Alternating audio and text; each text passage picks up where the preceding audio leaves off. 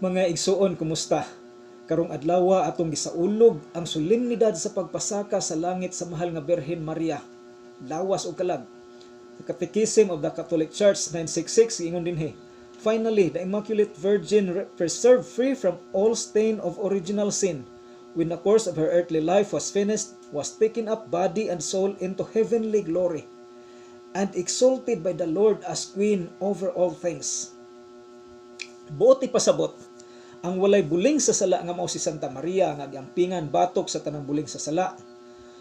Sa dihang ang iyang kalibutanon nga kinabuhi natapos na, gidala lawas og kalag didto sa langitnong himaya ug gituboy sa Ginoo isip rayna sa langit ug sa yuta.